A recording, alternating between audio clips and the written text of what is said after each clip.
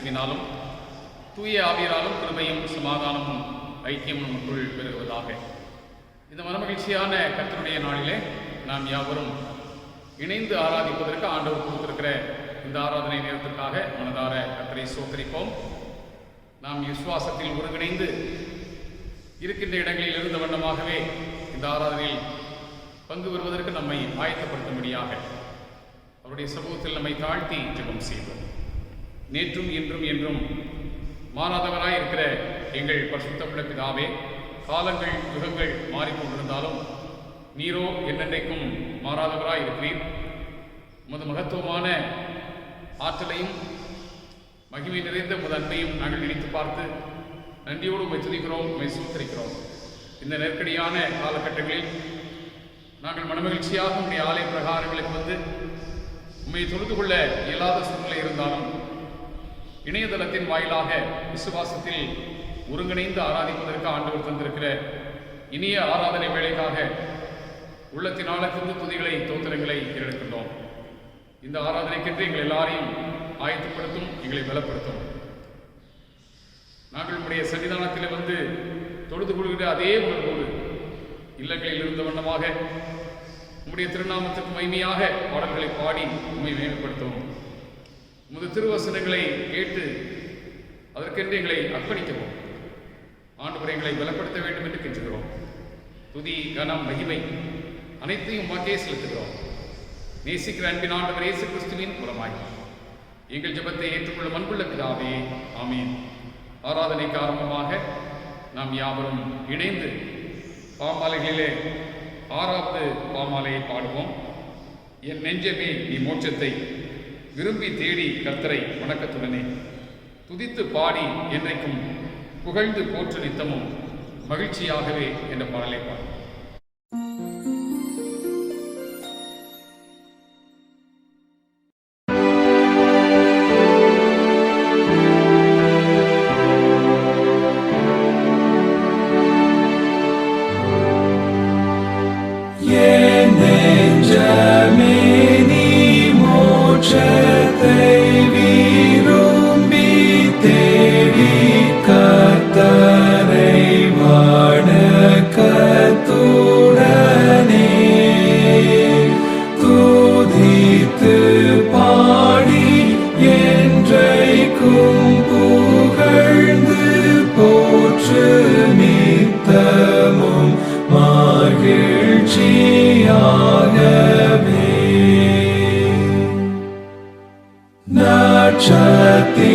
நட்சத்திரங்கள் சந்திரன் வெண்காந்தி வீசும் சூரியன் ஆகாச சேனைகள் மின்மேகம் காற்று மாறியே வானங்களின் வானங்களே ஒன்றாக பாடுங்கள்.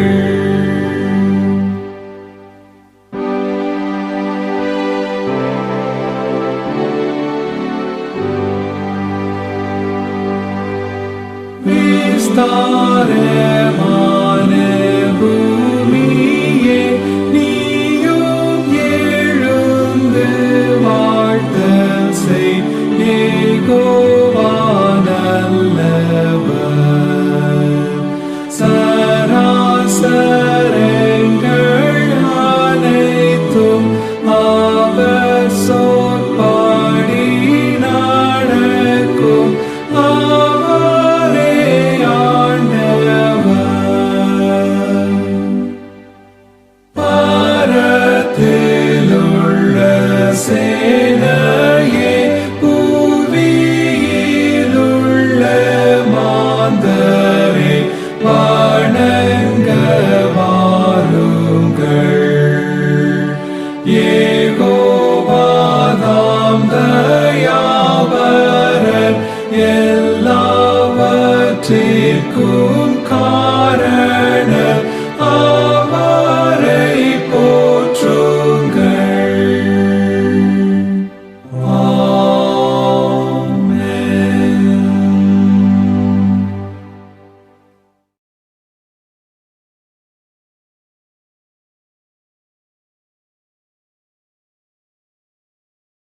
தேவன் ஆவியாயிருக்கிறார். அவரை தொழுது கொள்பவர்கள் ஆவியோடும் உண்மையோடும் அவரை தொழுது கொள்ள வேண்டும். தம்மை தொழுது கொள்பவர்கள் இப்படிப்பட்டவர்களாய் இருக்கும்படி பிதாவானவர் விரும்புகிறார். சேனைகளின் கர்த்தாவே, உம்முடைய வாசஸ்தலங்கள் எவ்வளவு இன்பமானங்கள்! உம்முடைய வீட்டில் வாசமாயிருக்கிறவர்கள் பாக்கியவான்கள். அவர்கள் எப்பொழுதும் உம்மை துதித்துக் கொண்டிருப்பார்கள். தேவனுக்கு ஏற்கும் வழிகள் நுறுங்குண்டாவிதான். தேவனே, நுறுங்குண்டதும் நறுங்குண்டதுமான இருதயத்தை நீர் புறக்கணியும். நீங்கள் உங்கள் வஸ்திரங்களை அல்ல, உங்கள் இருதயங்களை கிழித்து உங்கள் தேவனாகிய கர்த்தரிடத்தில் திரும்புங்கள். அவர் இரக்கமும் மனவுருக்கமும் நீடிய சாந்தமும் மிகுந்த கிருபையும் உள்ளவர். அவர் தீங்குக்கு மனஸ்தாபப்படுகிறவருமாய் இருக்கிறார். மனம் திரும்புங்கள், பரலோக ராஜ்யம் சமீபத்தில் இருக்கிறது. கர்த்தாவே, ஜீவனுள்ள ஒருவனும் உமக்கு முன்பாக நீதிமான் அல்லாததாலே அடியனை நியாயத்திற்க பிரவேசியாது. நமக்கு பாவம் இல்லை என்போமானால் நம்மை நாமே வஞ்சிக்கிறவர்களாக இருப்போம். சத்தியம் நமக்குள் இருக்கிறார்.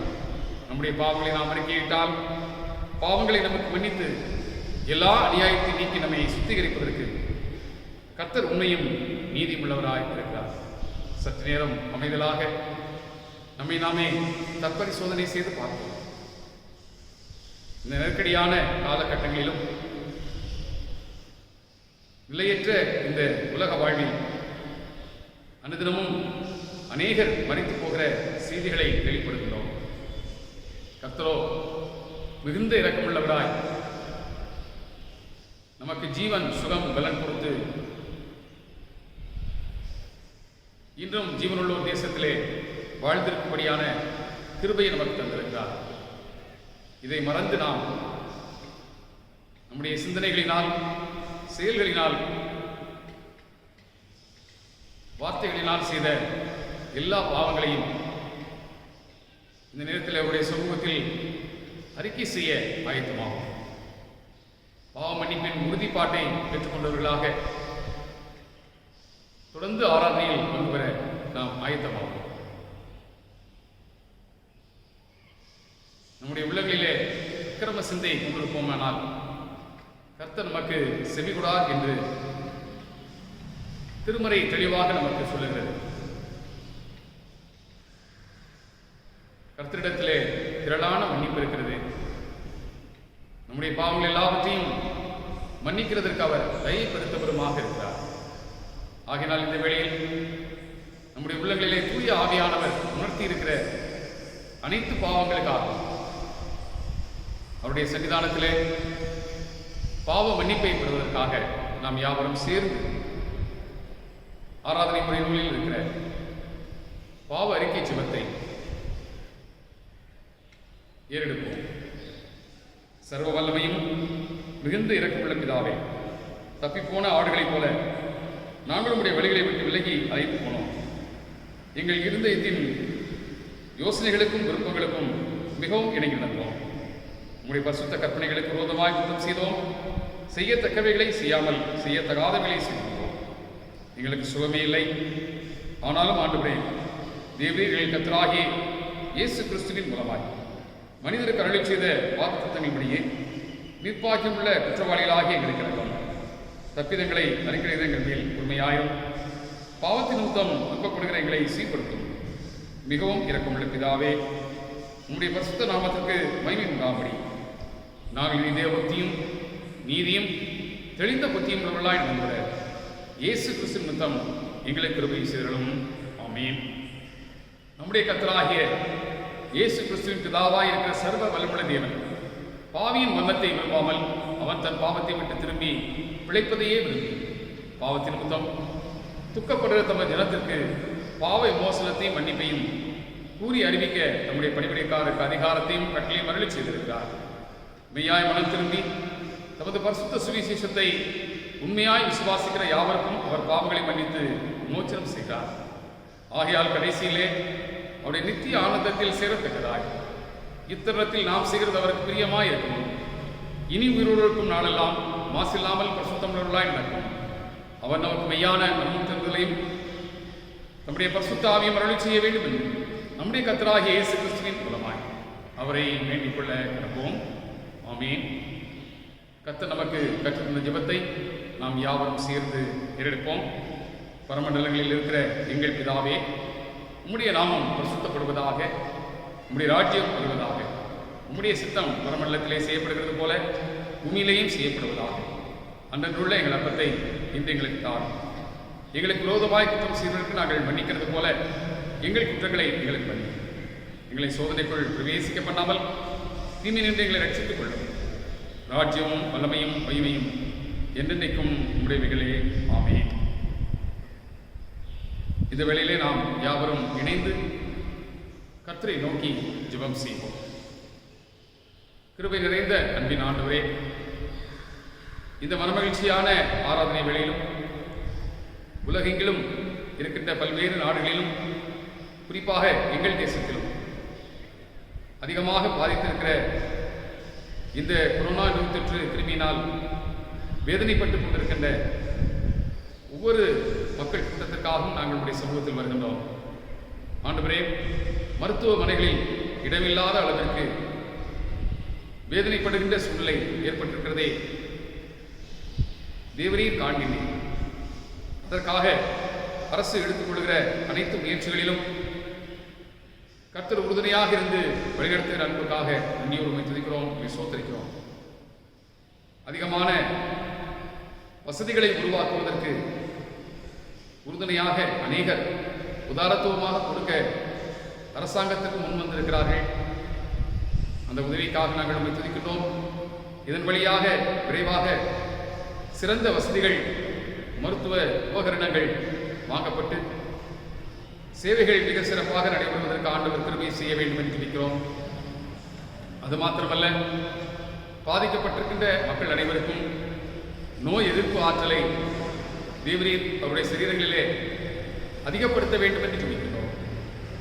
விசுவாசத்தினால் இந்த நோயை எதிர்த்து போராடி அநேகர் வெற்றி பெறத்தக்கதாக நீ கிருபை செய்ய வேண்டும் என்று துதிக்கிறோம்.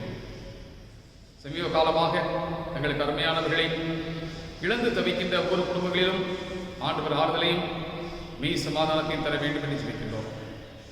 ஆண்டவரின் நிர்பந்தமான சூழ்நிலைகளில் தங்களுக்கு அருமையானவர்களை இழந்த நேரங்களிலும் அவருடைய முகங்களை கூட பார்க்க இயலாத நிலையில் மன வருத்தத்தோடு இருந்த குடும்பத்தாருக்காக உடைய சமூகத்தில் வருகின்றோம். இப்படிப்பட்ட அவல நிலைகள் எல்லாவற்றையும் தேவரீர் அறிந்திருக்கிறேன். வேதனைப்படுகிற ஒவ்வொருவருக்கும் ஆறுதலையும் சமாதானத்தையும் தாரும். இந்த உலகம் கொடுக்கிற பிரகாரம் நீர் கொடுக்கிறதில்லை. உம்முடைய சமாதானம் மிகவும் மேலானது. அந்த சமாதானத்தை நீர் தந்து ஒவ்வொரு உள்ளங்களையும் நீர் தேற்ற வேண்டும் என்று ஜெபிக்கின்றோம். விரைவாக இந்த நோய் தொற்றிலிருந்து நாங்கள் விடுதலை அடையத்தக்கதாக நீர் கிருபை செய்தோம்.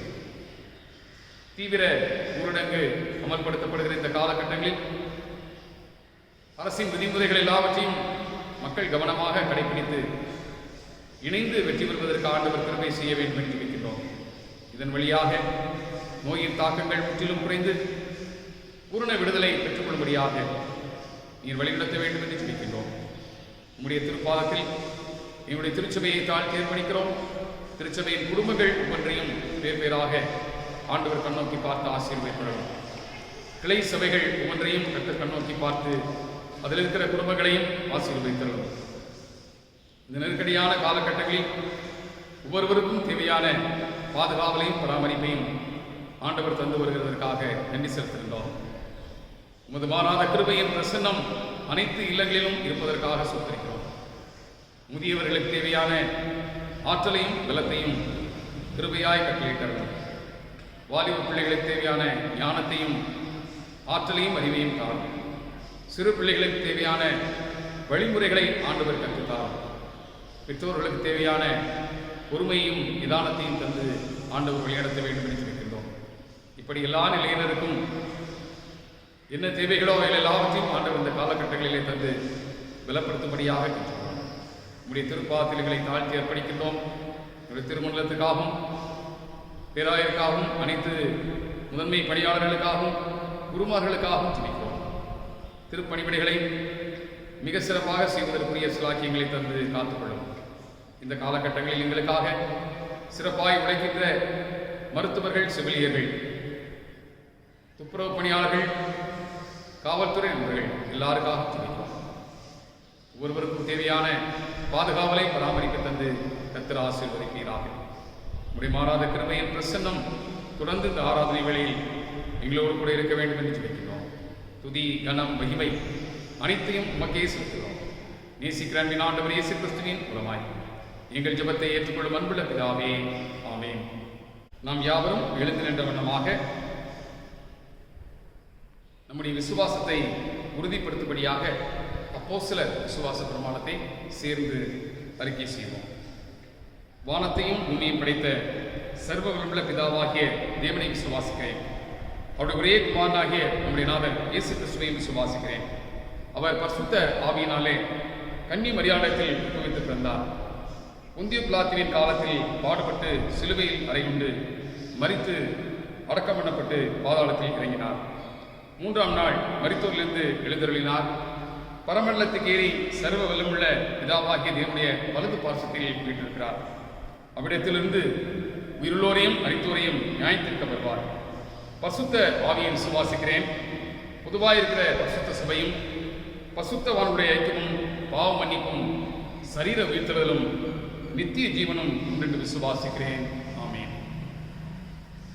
திருச்சபையாருக்கு அறிவிக்க வேண்டிய ஒரு சில முக்கியமான அறிவிப்புகள். சமீப காலமாக அதிகமாய் இந்த கொரோனா நோய் தொற்று கிருமி எல்லா இடங்களிலும் பரவி கொண்டிருக்கிற காரணத்தினாலே தீவிர ஊரடங்கு அமல்படுத்தப்படுகின்ற ஒரு காலகட்டமாக இருக்கிறது. ஆகையினாலே தொடர்ந்து இந்த நோயின் தாக்கத்திலிருந்து நாம் பூர்ணமாக விடுதலை அடைவதற்காக அனுதினமும் நண்பகல் 12 மணிக்கு நாம் தொடர்ந்து ஜெபித்து வருகின்றோம். அதை மீண்டுமாக உங்களுக்கு நினைவூட்டுகின்றேன். நாம் யாவரும் இணைந்து ஒவ்வொரு நாளிலும் சரியாக நண்பகல் 12 மணிக்கு ஜெபிக்க இணைவோம் என்று சொல்லி அன்போடு கூட அழைக்கின்றோம். நம்முடைய சபையிலும் ஒரு சிலர் இந்த நோய் தொற்று கிருமியினாலே பாதிக்கப்பட்டு இருந்தார்கள். இல்லத்தில் இருந்த வண்ணமாகவே சிகிச்சை எடுத்துக்கொண்டார்கள். அவர்களுக்கெல்லாம் ஆண்டவர் பூர்ண சுகத்தை தரும்படியாக நீங்கள் ஜெபிக்கும்படி அன்போடு உங்களை கேட்டுக்கொள்கிறோம். இப்பொழுது அவர்கள் நலமடைந்து வருகிறார்கள். அதற்காக கர்த்தரை துதிப்போம். தமிழகத்தில் அமைந்துள்ள புதிய அரசு இந்த கொரோனா நோய் தொற்று கிருமியினுடைய தாக்குதல் குறைக்கப்படவும் பாதிக்கப்பட்டவர்கள் பாதுகாப்பான நல்ல சிகிச்சைகளை எடுத்துக்கொள்ளும்படியாகவும் சிறந்த முயற்சிகளை மேற்கொண்டு வருகிறார்கள். இந்த முயற்சிகளுக்கென்று உதாரணத்துவமாக அநேகர் கொடுத்தும் வருகிறார்கள். இதற்காக கர்த்தரை ஸ்தோத்திரிப்போம். இதன் மூலமாக மிக விரைவில் மருத்துவ வசதிகள் அதிகமாக பெருகவும் தடுப்பு ஊசிகள் விரைவில் அனைவருக்கும் கிடைக்கவும் இதன் வழியாக அநேகர் நலம் பெறவும் ஆண்டவர் கிருபை செய்யும்படியாக தொடர்ந்து நீங்கள் ஜெபிக்கும்படி அன்போடுகளை கேட்டுக்கொள்கிறோம். இந்த காலகட்டங்களில் நமக்காகவும் சமுதாயத்திற்காகவும் உழைத்து வருகின்ற அனைத்து மருத்துவர்களுக்காகவும் செவிலியர்களுக்காகவும் நாம் ஜெபிக்க அழைக்கப்படுகிறோம். குறிப்பாக நம்முடைய திருமணத்தின் வாயிலாக நடத்தப்படுகின்ற மதுரையில் உள்ள மிஷன் மருத்துவமனையிலும் இந்த கொரோனா நோய் தொற்று கிருமியினாலே பாதிக்கப்பட்டவர்களுக்கான சிறப்பு சிகிச்சை பகுதி ஒன்றை துவங்க இருக்கிறார்கள். அதற்காகவும் நீங்கள் ஜெபித்துக் கொள்ளும்படி அன்போடு உங்களை கேட்டுக்கொள்கிறோம். இதற்கு மருத்துவர்களும் 18 செவிலியர்களும் இந்த சேவையை செய்ய முன்வந்திருக்கிறார்கள் என்று சொல்லி கேள்விப்பட்டு மனதார கர்த்தரை துதிக்கிறோம்.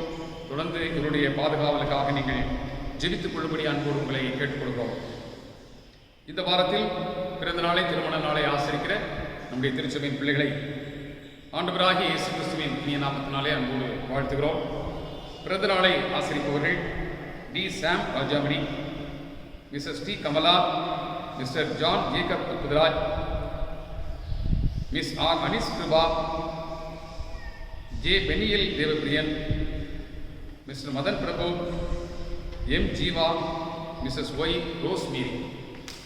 திருமண நாளை ஆசரிக்கிறவர்கள் Mr and Mrs A. Kuzhandhairaj, Mr and Mrs A. Gunalan, Mr and Mrs S. Johnson Santharovi, Mr and Mrs R. David, Mr and Mrs J Selvaraj, Mr and Mrs G Ravi Sigamani Rajini, Mr and Mrs Durairaj Sharma, இவர்களுக்காக கர்த்தரை நோக்கி ஜெபம் செய்வோம்.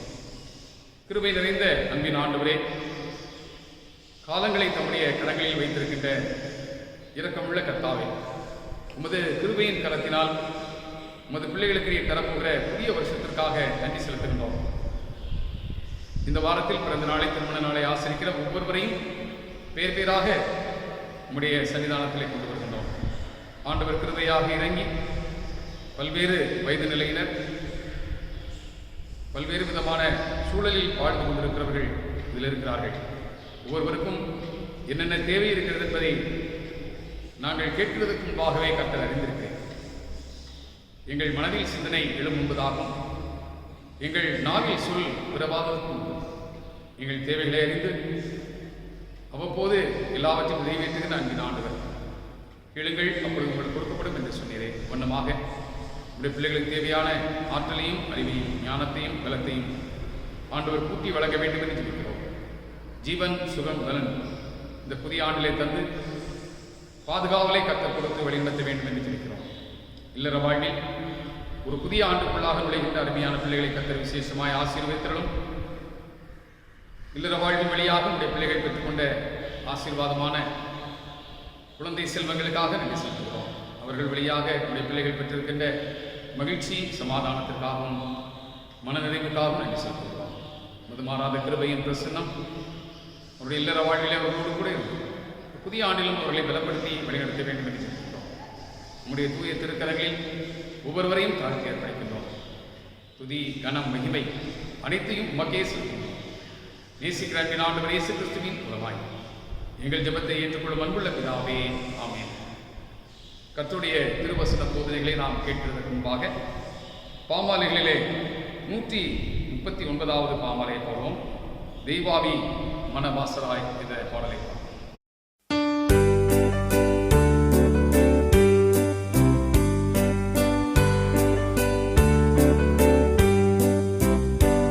தெய்வாவி மனவாசராய் வந்தனல் மூட்டுவீர், உம்மாடியாரின் உள்ளத்தில் மாக்ரியை செய்குவீர், மாக்ரியை செய்குவீர்.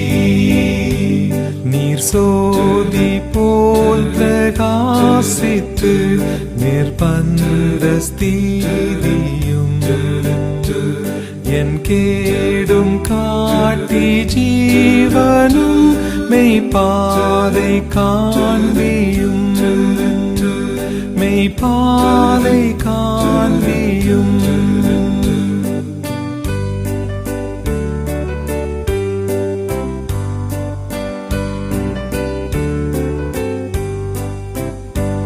புறாவை போல சாந்தமாய் நீர் செட்டை வீரித்தீர்,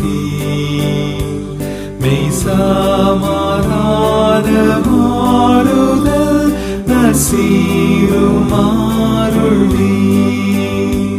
நசீருமாருள்வீர். நீர் பெரும் காற்றை போலவும் வந்தசைந்தருளும், கல்லெஞ்சை மாற்றி பேரன்பை நன்குணரச் செய்யும், நன்குணரச் செய்யும்.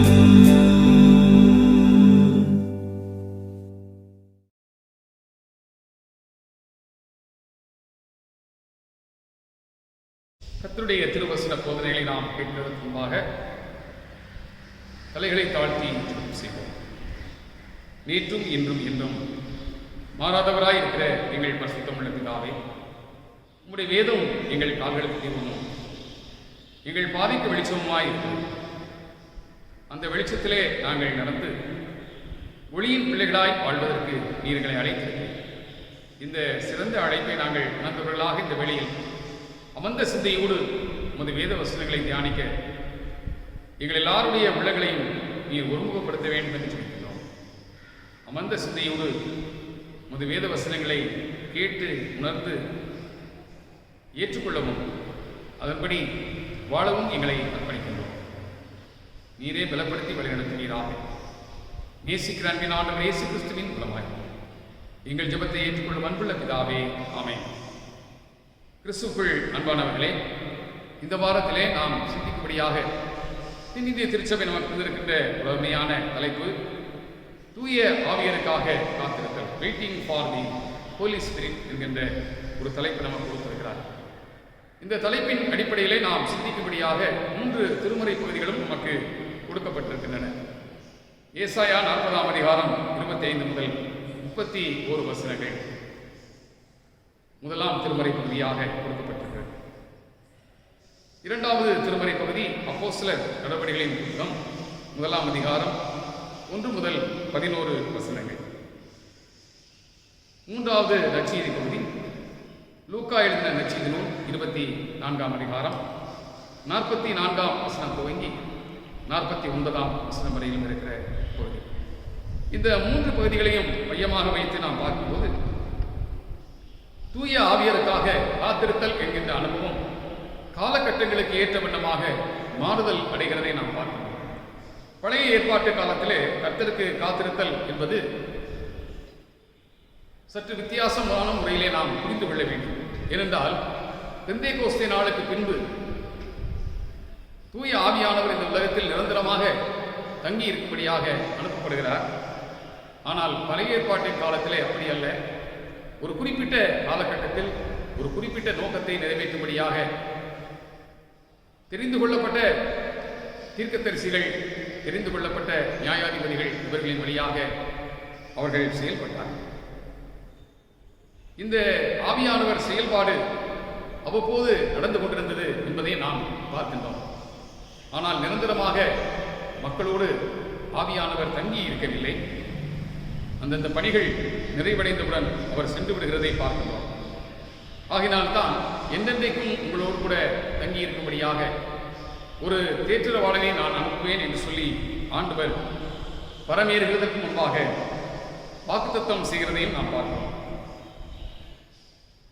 இந்த முதலாம் வேத பகுதியை நாம் எடுத்துக்கொண்டால் ஏசாயா 40ஆம் அதிகாரம் 2ஆம் ஏசாயா என்கின்ற ஒரு தீர்க்கனாலே சொல்லப்பட்டது. சிறையிருப்பின் காலத்திலே இருந்த அருமையான மக்கள் அதில் இருந்து விடுதலை அடைவதற்காக காத்துக் கொண்டிருந்த ஒரு காலம். அந்த காலகட்டத்திலே தூய ஆவியானவர் செயல்பாட்டுக்காக அவர்கள் காத்திருக்கிறார்கள். ஏனென்றால் ஆவியானவர் வரும்பொழுதுதான் விடுதலை நிச்சயமாக இருக்கும் என்பது அவர்களுக்கு நன்றாகவே தெரியும். அதனால் அப்படிப்பட்ட ஒரு காலகட்டத்திலே ஏசாயா மூலமாக கர்த்தருடைய ஆவியானவருக்கு காத்திருத்தல் என்பது எப்படிப்பட்டது என்பதை மிக தெளிவாக இந்த 40ஆம் அதிகாரத்திலே ஏசாயா சொல்லுவதை நாம் தெளிவாக வாசிக்கின்றோம். ஆரம்பத்திலே பார்க்கும்போது கர்த்தருக்கு வழியை ஆயத்தம் பண்ணுங்கள் என்று சொல்லுகின்ற அந்த பகுதியை வாசிக்கிறோம். ஏனென்றால் ஆவியானவர் வந்து கிரியை செய்கிறதற்கு வழியை ஆயத்தம் பண்ண வேண்டும். அப்பொழுது நிச்சயமாக விடுதலையின் அனுபவம் இருக்கும் என்பதையும் ஏசாயா தெளிவாக சொல்லுகிறார் என்பதை இந்த பகுதியிலே பார்க்கின்றோம். இந்த ஏசாயா 40ஆம் அதிகாரம் 25 முதல் 31 வசனங்களை நீங்கள் வாசித்து பார்த்தீர்கள் என்றால் அதை நாம் என்ன கற்றுக்கொள்கிறோம் என்றால் கர்த்தருடைய ஆவியானவருக்கு காத்திருத்தல் என்பது அவருடைய கால திட்டத்திற்கு காத்திருத்தல் என்பதாகும். Waiting for the spirit of God is waiting for the schedule of holy spirit. கர்த்தர் வைத்திருக்கிற திட்டத்திற்கு நாம் காத்திருக்கிறோம் என்றால் அவர் ஒரு திட்டம் வைத்திருக்கிறார். அந்த காலத்திட்டத்தின்படியே அவர் செயல்படுவார். இந்த காலத்திட்டம் நிறைவேறுவதற்கு இஸ்ரவேல் ஜனங்கள் 70 ஆண்டுகள் காத்திருக்க வேண்டிய நிலை இருந்தது. ஆனால் அப்படிப்பட்ட அந்த காத்திருத்தலின் காலத்திலே அநேக காரியங்களை ஆண்டவர் தீர்க்கன் மூலமாக அவர்களுக்கு உணர்த்தினார். இப்பொழுதும் ஏசாயா மூலமாக அவர் என்ன பேசுகிறார் என்று பார்த்தார். இந்த காத்திருத்தலின் காலகட்டத்தில் கர்த்தருடைய ஆவியானவர் ஏசாயா மூலமாக கேட்கிறார். அவருடைய நிகரற்ற தன்மையை அவர்களுக்கு தெளிவாக சொல்லுகிறார், என்னை நீங்கள் யாருக்கு ஒப்பிடுவீர்கள்? எந்த தெய்வத்தோடு ஒப்பிட முடியும்? ஏனென்றால் அந்நிய தெய்வங்களை பின்பற்றி சென்றதனால் தான் நீங்கள் இந்த வேதனையை அனுபவிக்கிறீர்கள். இன்னும் பாபிலோனிலே இருந்து அநேகர் அந்நிய தெய்வங்களை வழிபட்டுக் கொண்டிருக்கிறீர்கள். என்னை மறந்து போனீர்கள். நீங்கள் என்னை யாருக்கு ஒப்பிடுவீர்கள் என்று சொல்லி ஆண்டவர் கேட்கிறதை பார்க்கிறோம். அது மாத்திரமல்ல, இறைவன் என்று சொன்னாலே அவருக்கு 3 விதமான நிகரற்ற தன்மைகள் உண்டு. அவர் சர்வ ஞானம் கிடைத்தவர், எல்லா இடங்களிலும் வியாபித்து இருக்கின்றவர், எல்லாவற்றையும் செய்யக்கூடிய ஆற்றல் நிறைந்தவர். இதனை ஆங்கிலத்திலே ஆம்னிசியன்ஸ், ஆம்னிபிரசன்ஸ், ஆம்னிபொட்டன்ஸ் என்று சொல்லுகிறோம். சர்வ ஆற்றல், எல்லா இடங்களிலும் வியாபித்திருக்கின்ற தன்மை, எல்லாவற்றையும் அறிந்து கொள்கின்ற சர்வ ஞானம் படைத்திருக்கிறார். அவர் சர்வ ஞானம் படைத்தவர் என்பதை 26ஆம் வசனத்திலே விதமாக சொல்கிறார். எல்லா படைப்புகளையும் அவர் திட்டமாக சேனையாக புறப்பட பண்ணி அவைகளெல்லாம் வேறு வேறாக அழைக்கின்றவர் என்று சொல்லப்பட்டிருக்கிறது. அப்படியானால் எல்லாவற்றையும் நினைவிலே வைத்திருந்து பெயர் சொல்லி அழைக்கக்கூடிய ஆற்றல் நிறைந்த தேவனாக நான் இருக்கிறேன் என்று சொல்லுகிறார்.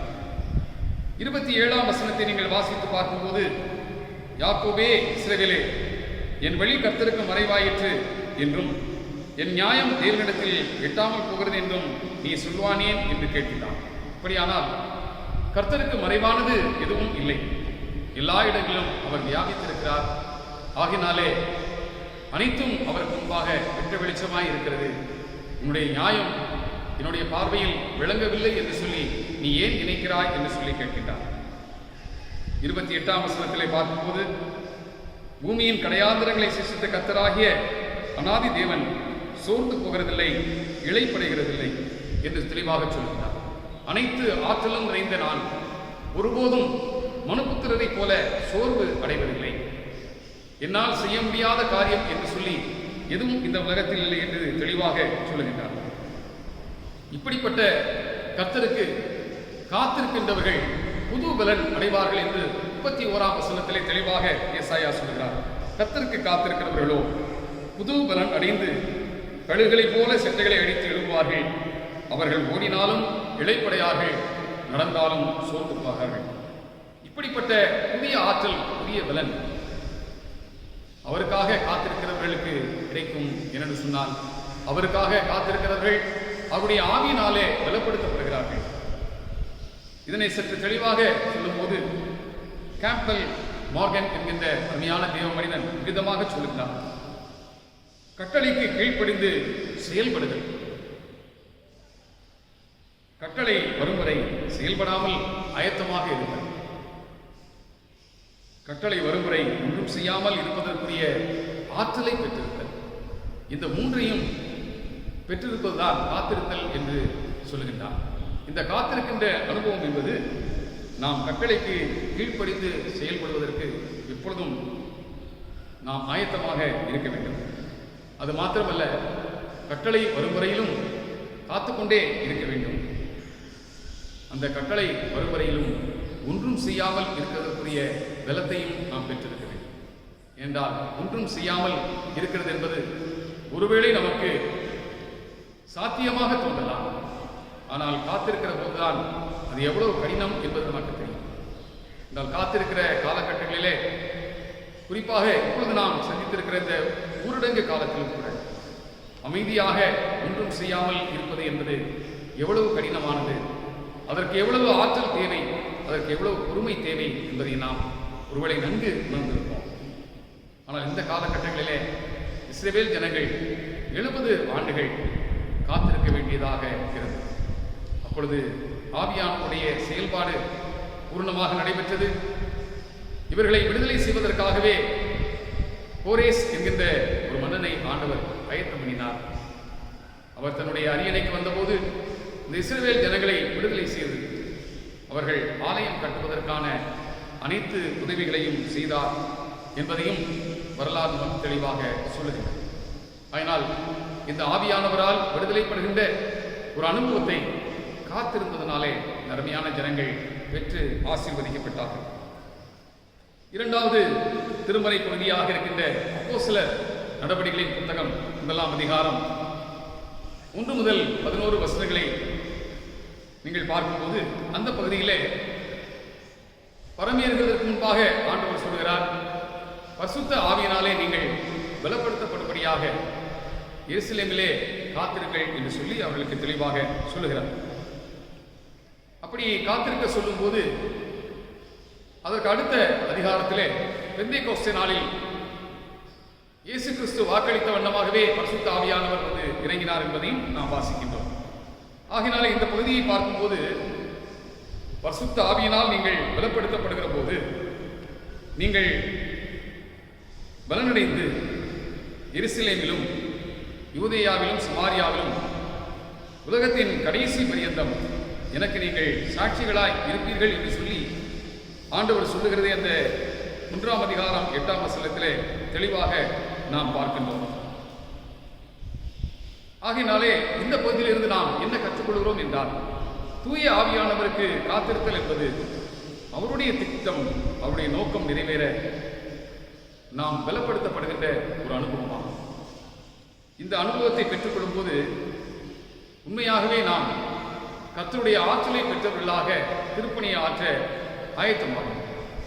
Waiting for the Holy Spirit is the experience of empowerment to accomplish His plan towards His goal. அவர் நமக்காக வைத்திருக்கிற அந்த இலக்கை நோக்கி செல்லுகின்ற அந்த திட்டத்தை நிறைவேற்றுவதற்கு தேவையான பலத்தை, ஆற்றலை நாம் பெற்றுக்கொள்கிறோம். இந்த பகுதியினுடைய துவக்கத்தை பார்க்கும்போது உயிர்த்தெழுந்த ஆண்டவரை பின்பற்றக்கூடிய சீடர்கள் 120 பேர் இருந்தார்கள். அவர்கள் எருசலேமிலே காத்திருந்தார்கள். அவர்கள் பரிசுத்த ஆவியினாலே ஞானஸ்தானம் பெற்றார்கள் என்பதை பெந்தேகோஸ்தே நாளில் நாம் பார்க்கின்றோம். பரிசுத்த ஆவியினால் அவர்கள் நிரப்பப்பட்டார்கள். பற்பல புதிய பாஷைகளை பேசினார்கள். தூய ஆவியானவர் வந்து இறங்கினாலே ஒரு புதிய அனுபவத்தை அவர்கள் அடைந்தார்கள்.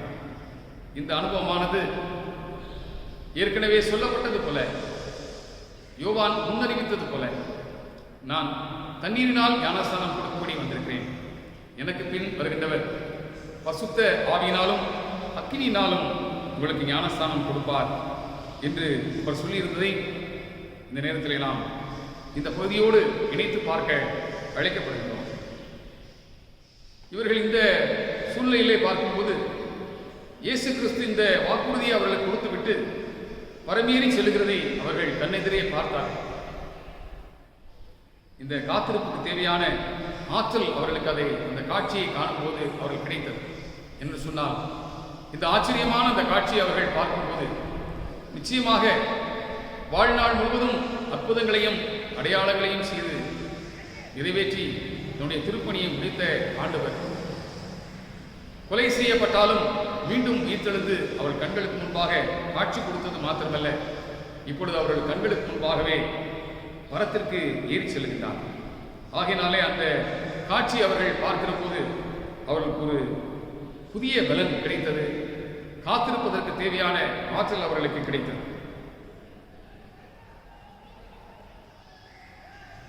இன்னும் சொல்ல போனால் இந்த காலகட்டங்களிலே நாமும் காத்திருப்பது எவ்வளவு கடினம் என்பதை உணர்ந்து கொண்டு வருகின்றோம்.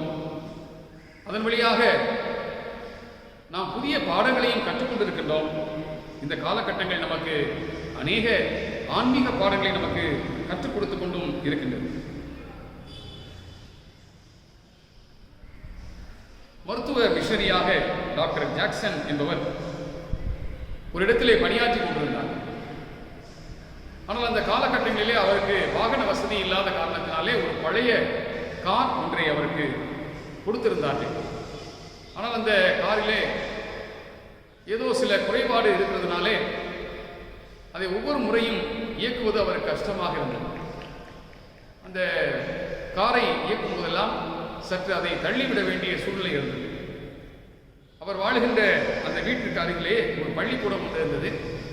அதனால அந்த ஆசிரியரிடத்தில் சென்று ஒரு சில மாணவர்களை எனக்கு அனுப்புங்கள், என்னுடைய காரை தள்ளினால்தான் அது ஸ்டார்ட் ஆகும் என்று சொல்லுவார். ஆகினாலே ஒரு சில மாணவர்களை அனுப்புவார்கள். அவர்கள் வந்து சந்தோஷமாக விளையாட்டாக இவருடைய காரை தள்ளி விடுவார்கள். அது ஸ்டார்ட் ஆகும். பின்பு அவர் ஓட்டிக் கொண்டு சென்று விடுவார். இப்படித்தான் அவருடைய பணிக்காலம் இருந்தது. ஆனால் அந்த இடத்திலே இருந்து அவர் பணிமாறுதல் பெற்ற பின்பு அதே இடத்திற்கு மற்றொரு மருத்துவ நற்செய்தி பணியாளர் பணியாற்றும்படியாக வந்தார். இளம் வயதினராக இருந்த அந்த பணியாளரிடத்திலே இவர் சொன்னார், என்னிடத்தில் இருக்கிற இந்த பழமையான இந்த கார் திருப்பணிக்காக கொடுக்கப்பட்டது. ஆகினாலே இதை நீங்களே வைத்து பயன்படுத்துங்கள். ஆனால் இதிலே ஒரே ஒரு பிரச்சனை இருக்கிறது. இது தானாக ஸ்டார்ட் பண்ண முடியாது. யாராவது வந்து கொஞ்சம் தள்ளிவிட வேண்டும் என்று சொல்லி சொன்னார். நான் வழக்கமாக இந்த பள்ளியில் இருக்கின்ற ஒரு சில பிள்ளைகளைத்தான் அழைத்து இந்த காரை தள்ளிவிட சொல்லுவேன். அவர்கள் தள்ளிவிடுவார்கள். இது ஸ்டார்ட் ஆகும் என்று சொன்னார். இதை கேட்டுக்கொண்டிருந்த அந்த மிஷனரி அந்த காரினுடைய முன்பகுதியில் இருக்கிற அந்த என்ஜின் இருக்கிற பகுதியை அவர் திறந்து பார்த்தார். சற்று நேரத்தில் ஏதோ அவர் செய்துவிட்டு மீண்டுமாக உடனடியாக வந்து அந்த காரை ஸ்டார்ட் செய்தார். அது உடனடியாக ஸ்டார்ட் ஆகிவிட்டது. இந்த பழைய மிஷனரிக்கு மிகவும் ஆச்சரியமாயிருந்தது. நீங்கள் என்ன செய்தீர்கள் என்று கேட்டார். இதில் பெரிய பிரச்சனை வேறொன்றும் இல்லை.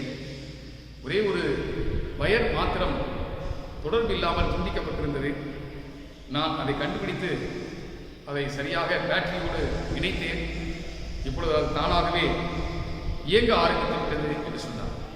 அப்பொழுதுதான் அந்த மிஷனரிக்கு தெரிந்தது, இதை இயக்கக்கூடிய ஆற்றல் நிறைந்த ஒரு பேட்டரி ஒன்று இதற்குள் இருந்தும் அதற்குரிய தொடர்பை நாம் ஏற்படுத்தாத காரணத்தினாலே இதுவரையிலும் மனித உதவிகளை நாடியே நாம் இவ்வளவு காலம் வாழ்ந்து கொண்டிருக்கிறோம் என்று சொல்லி மனதுக்குள்ளே நினைத்து வேதனைப்பட்டார்.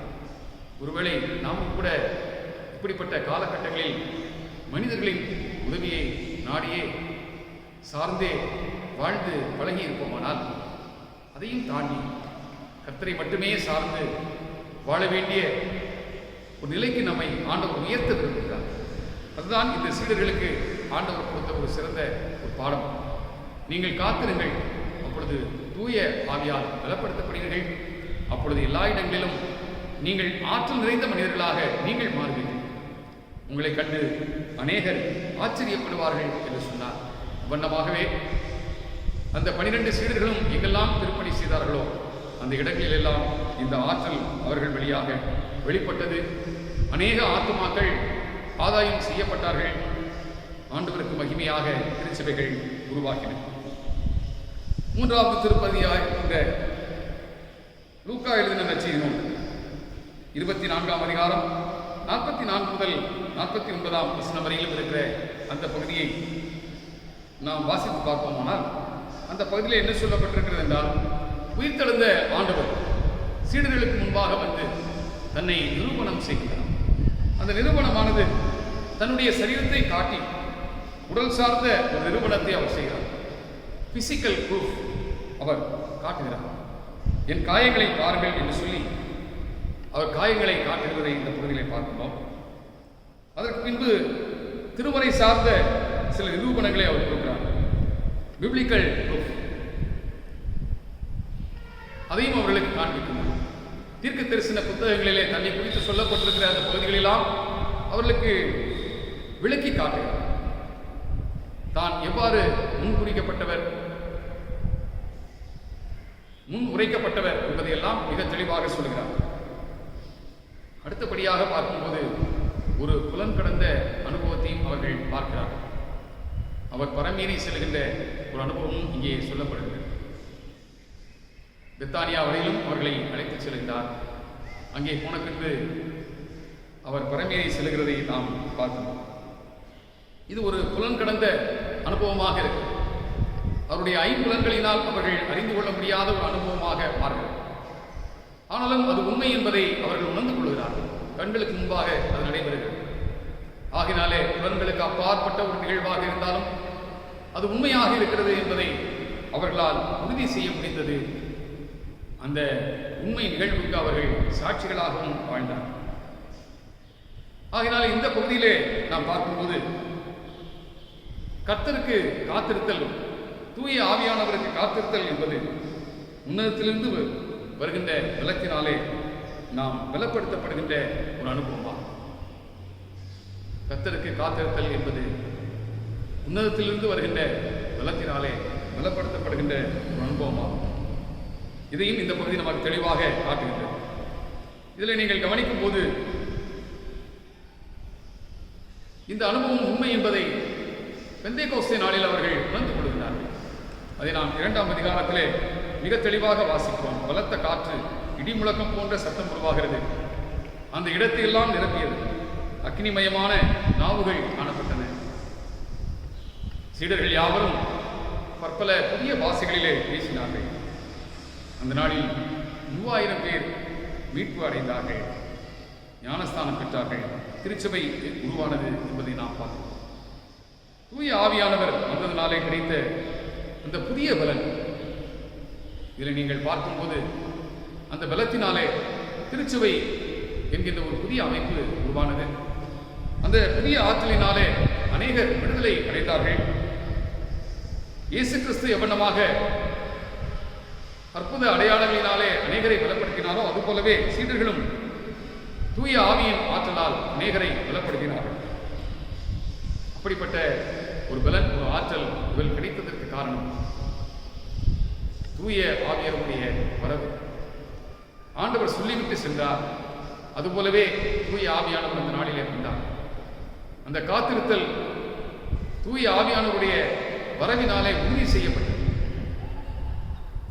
வடதுருவத்தை அடைவதற்காக ஒரு மனிதன் சிறந்த முயற்சிகளை எடுத்துக்கொண்டிருந்தான்.